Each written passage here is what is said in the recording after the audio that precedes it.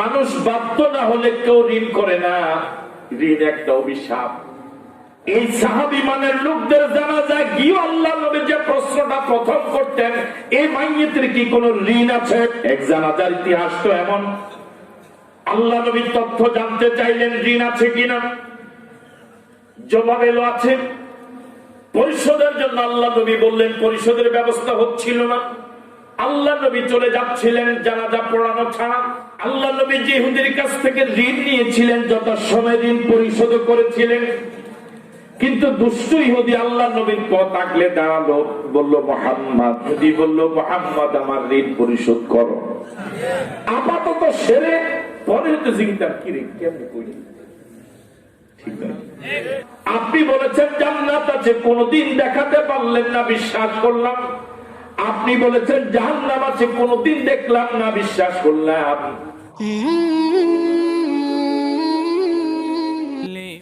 এক ইহুদির কাছ থেকে আল্লাহ নবী কিছু ঋণ নিয়েছিলেন। কত কষ্টকর ছিল আল্লাহ নবীর পারিবারিক জীবন। আমরা এখন আলোচনার ময়দানে আছি, কত আরাম আয়েশে আমাদের জীবন যাপন চলে, কত মোটা অঙ্কের হাদিয়া আমরা পাই, কত ভালো মানের খাওয়া আমাদের জন্য প্রস্তুত থাকে। এত মোটা অঙ্কের হাদিয়া দেওয়ার পরে আয়োজকেরা কত ভদ্রচিত ভাবে বিনয়ের সাথে বলে তেমন কিছু করতে পারি নাই। আমার ভাইয়েরা, বিশ্ব নবী মুহাম্মদুর রাসূলুল্লাহ সাল্লাল্লাহু আলাইহি ওয়াসাল্লাম এমন বহুদিন গিয়েছে চুলায় আগুন জ্বলে নাই, এমন বহুদিন গিয়েছে চুলায় আগুন জ্বলে নাই। এক ইহুদির কাছ থেকে আল্লাহ নবী ঋণ নিয়েছিলেন, যথাসময়ে ঋণ পরিশোধ করেছিলেন। মানুষ বাধ্য না হলে কেউ ঋণ করে না, ঋণ একটা অভিশাপ। রাসূল নিজেও ঋণ থেকে পানা চেয়েছেন আল্লাহর কাছে, প্রতিনিয়ত দোয়া করতেন, আল্লাহুম্মা ইন্নী আউযু বিকা মিনাল মাসামি ওয়াল মাগরাম, আল্লাহুম্মা ইন্নী আউযু বিকা মিনাল মাসামি ওয়াল মাগরাম।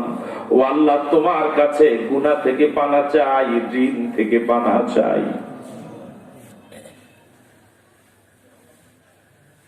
আল্লাহ নবী কোন জানাজায় গেলে পরে রাসূল যাদের জানাজা যেতেন তারা অবশ্যই সাহাবী ছিলেন। কথা বলেন না কেন? রাসূল যাদের জানাজা যেতেন তারা সকলেই কি ছিলেন? আরো জোরে বলেন। এই সাহাবী মানের লোকদের জানাজায় গিয়ে আল্লাহ নবী যে প্রশ্নটা প্রথম করতেন, এই মাইয়িতের কি কোন ঋণ আছে? জবাব যদি আসতো ঋণ আছে, আল্লাহ নবী বলতেন আগে ঋণ পরিশোধ হোক, এরপরে জানাজা হবে। রাসূল মাঝে মাঝে কোন মাইয়িতের জানাজার আগে ঋণ পরিশোধ রাষ্ট্রীয় বাইতুল মাল থেকে পরিশোধ করেছে। এক জানাজার ইতিহাস তো এমন, আল্লাহ নবী তথ্য জানতে চাইলেন ঋণ আছে কিনা, জবাব এলো আছে। পরিশোধের জন্য আল্লাহ নবী বললেন পরিশোধের ব্যবস্থা হচ্ছিল না, আল্লাহ নবী চলে যাচ্ছিলেন জানাজা পড়ানো ছাড়া। হযরত আলী রাদিয়াল্লাহু তাআলা একটু পরে আল্লাহ নবীর পিছন থেকে গিয়ে আল্লাহ নবীকে বললেন, ইয়া রাসূলুল্লাহ, এই লোকটার যত ঋণ আমি আলী সব ঋণ পরিশোধের দায়িত্ব নিলাম। আল্লাহ নবী এরপর জানাজা পড়লেন। ঋণ যে এত জটিল বিষয়, ঋণ রেখে বলে যাওয়া যে কত মারাত্মক বিষয়টা আমাদের অনুভূতিতে নাই। মরে যাওয়ার পর কেউ একজন বলেন এর যদি কোনো পাওনা দেওয়া থাকে অমুকের সাথে যোগাযোগ করেন, নিজেও দায়িত্ব নেন, আরেকজনের উপর কি করে দেন? আমার ভাইরা, এই জাতীয় ঘটনার ঋণ সিংহভাগই পরিশোধ হয় না। কথা বলে না ঠিক কিনা? মৃত ব্যক্তি তার রেখে যাওয়া সম্পদের প্রথম হলো তার দাফন কাফন, এরপর তার ঋণ পরিশোধ, এরপর তার ওসিয়ত, সবকিছু পরিশোধ করার পর যদি কোনো সম্পদ থাকে এটা বন্টনযোগ্য সম্পদ। কিন্তু এখন ঋণ পরিশোধের কোনো চিন্তা নেই, মরে যাওয়ার সাথে সাথে গরু কেটে খাওয়ানোর ব্যবস্থা। আর আসতে বলেন, কথা ঠিক নয় কি?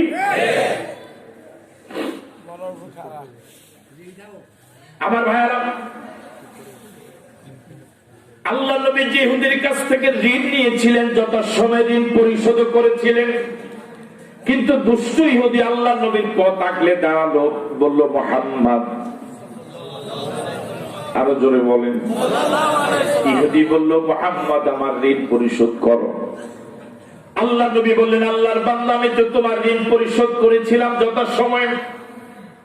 ইহুদি বলছে দাও নাই। আল্লাহ নবী বলছেন আমি দিয়ে দিয়েছি। ইহুদি বলছে দাও নাই। আল্লাহ নবী বলছেন আমি যথাসময়ে পরিশোধ করেছি। তর্ক বিতর্কের রূপ নিল। একটা সময় সুচতুর ইহুদি বলল, মুহাম্মদ আমার ঋণ যদি তুমি যথাসময়ে পরিশোধ করেই থাকো, দুনিয়ার নিয়ম অনুযায়ী সাক্ষী উপস্থাপন করা লাগবে, তুমি সাক্ষী আনো। এই কথাটা তো যুক্তি, কিন্তু ঘটনা ছিল এমন, আল্লাহ নবী যখন ঋণ নিয়েছিলেন তখনও সাক্ষী ছিল না, যখন পরিশোধ করেছিলেন তখনও সাক্ষী ছিল না। বিব্রতকর অবস্থায় পড়ে গেলেন।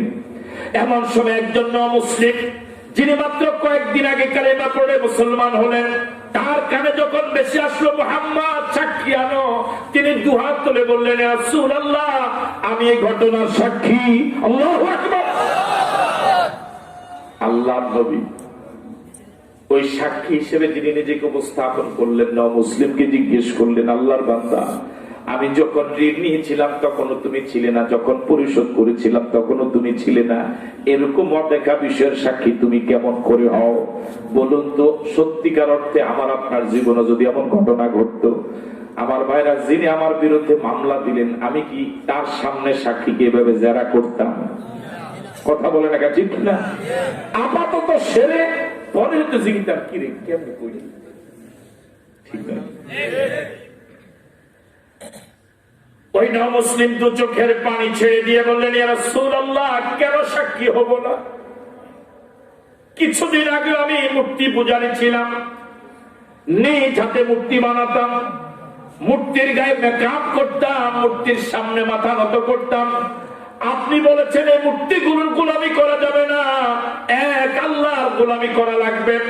মূর্তিগুলোর কোন ক্ষমতা যদি নাও থাকে, মূর্তিগুলো তো অন্তত দেখা যায়, ধরা যায়। আপনি যে আল্লাহর গোলামি করার কথা বললেন, ওই আল্লাহকে দেখাও যায় না, ধরাও যায় না, আপনি কোনোদিন দেখাতে পারলেন না।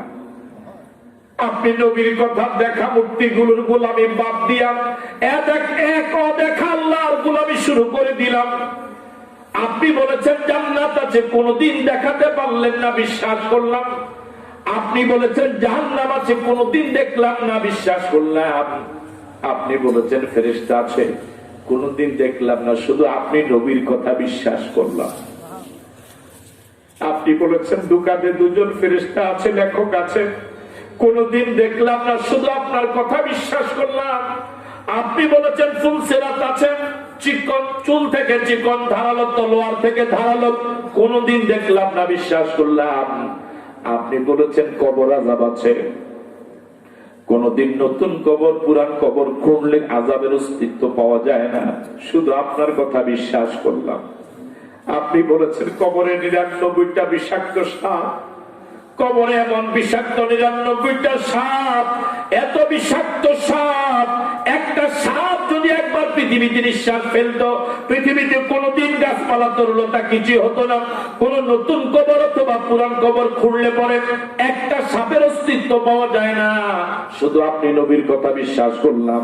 আপনি নবীর কথায় এতগুলো অদেখা জিনিস যদি আমি বিশ্বাস করতে পারি, এই ইহুদির কাছ থেকে মাত্র কয়েকটা টাকা ঋণ নিয়েছিলেন, আবার যথা সময় পরিশোধ করেছেন, এই ছোট্ট কথাটা আমি কেন বিশ্বাস করব না? জোরে বলেন আল্লাহু আকবার। রাসূল যা বলেছে বিশ্বাস করেছেন সাহাবায়ে কেরাম।